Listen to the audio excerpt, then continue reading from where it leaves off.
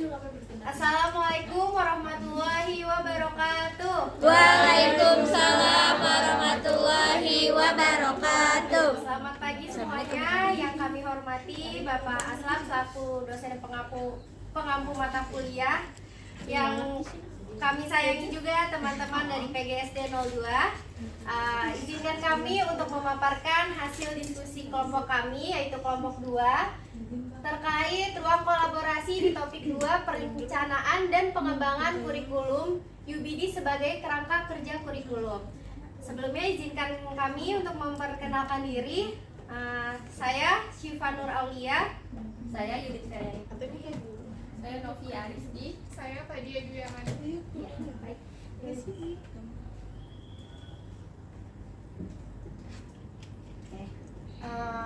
Untuk yang pertama, kita mengenal tahapan dalam menyusun pembelajaran dengan understanding by design atau UBD atau model backward design. Dalam menyusun desain pembelajaran dengan model backward design, yaitu yang pertama, kita menentukan dulu hasil belajar yang akan diinginkan.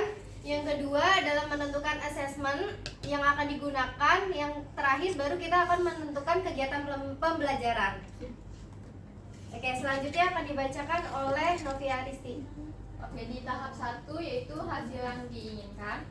Tahap pertama dari model backward design adalah identifikasi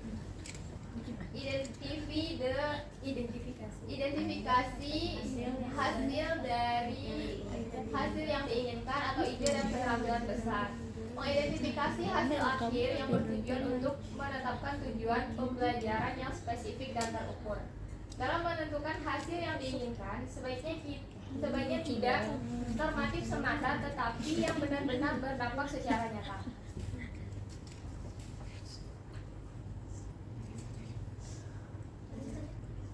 Kemudian ada tujuan yang diinginkan, di mana peserta didik dapat menjelaskan sikap dan perilaku persatuan yang dapat menjaga NKRI. Muatan yang kelompok kami ambil yaitu muatan PPKN di fase C di kelas 5 SD. Pertanyaan pentingnya adalah bagaimana sikap dan perilaku persatuan yang dapat menjaga NKRI. Selanjutnya di sini ada pemahaman peserta didik yang harus ada dalam proses pembelajaran. Yang pertama itu ada apa sikap dan perilaku persatuan yang dapat menjaga keutuhan NKRI. Yang kedua, bagaimana perilaku menghargai keberagaman yang ada di lingkungannya sebagai bentuk sikap menghadapi tantangan dan keuntungan hidup kebinekaan. Yang terakhir, bagaimana perilaku menghargai keberagaman yang ada di lingkungannya sebagai bentuk sikap menghadapi tantangan dan keuntungan hidup kebinekaan. Baik, hasil yang diinginkan siswa yaitu siswa mengetahui dan memahami sejarah lahirnya Negara Kesatuan Republik Indonesia.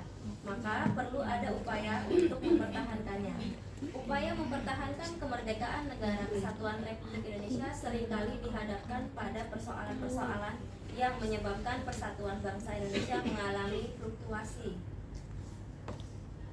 Selain itu, upaya menjaga keutuhan NKRI merupakan bentuk penghormatan atas jasa-jasa para pejuang dan pendiri negara yang telah membulatkan tekadnya bahwa NKRI harga mati, artinya tidak bisa ditawar-tawar lagi.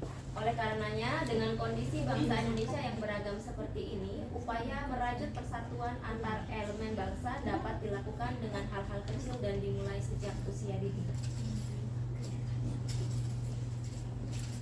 Baik, sebelum kami tutup presentasi kelompok kami, ada yang ingin bertanya?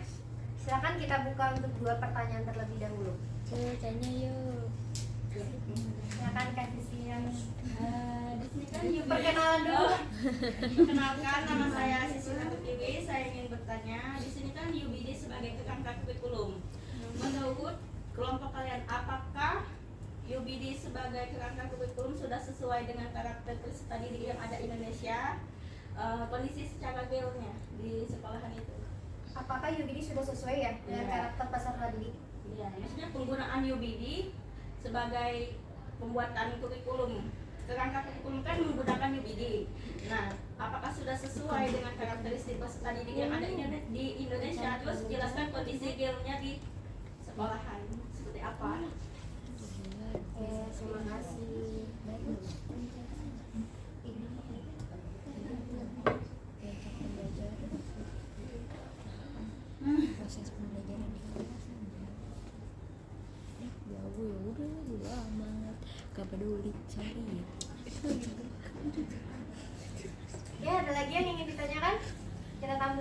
pertanyaannya?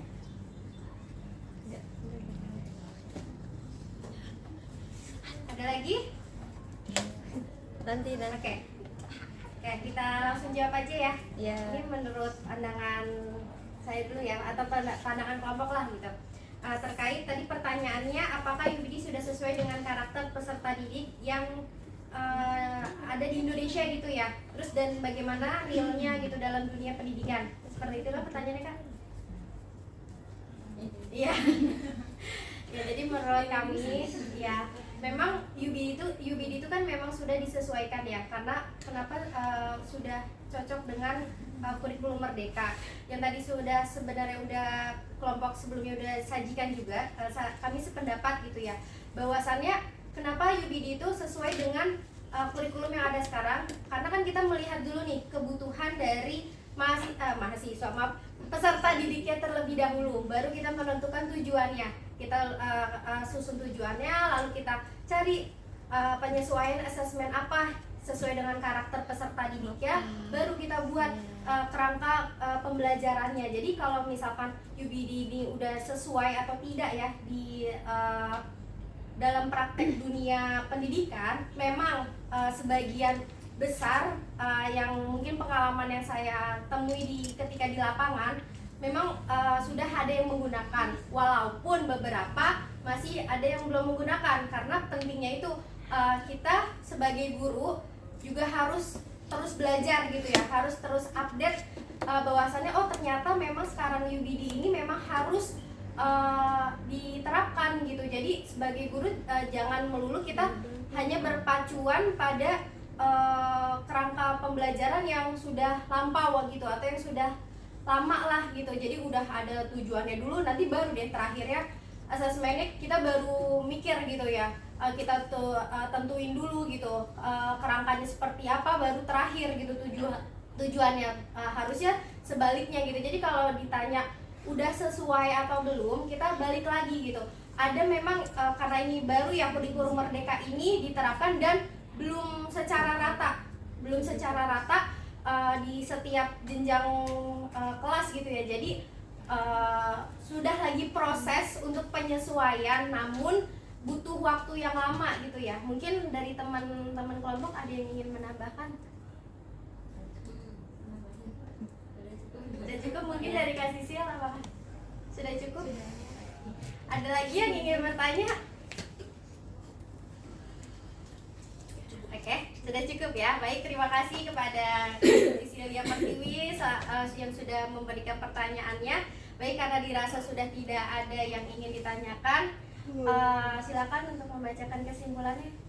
Baik, kesimpulannya adalah guru dapat memberikan motivasi dan inspirasi kepada peserta didik untuk memahami pentingnya persatuan. Selain itu, guru harus mendorong peserta didik untuk senantiasa menyampaikan pesan-pesan positif terhadap orang-orang yang berada di sekitarnya. Uraian mengenai upaya merajut persatuan antar elemen bangsa Indonesia di atas merupakan sedikit contoh, sehingga guru secara mandiri dapat mengeksplorasi dan menampilkan contoh-contoh yang menunjukkan upaya untuk merajut persatuan antar elemen bangsa Indonesia yang disesuaikan dengan karakteristik daerahnya masing-masing. Ya baik, cukup sekian dari pemaparan kelompok kami, kelompok 2. Terima kasih atas perhatiannya. Kurang lebihnya mohon maaf. Billahi fisabilillah wastabiqul khairat. Wassalamualaikum warahmatullahi wabarakatuh. Waalaikumsalam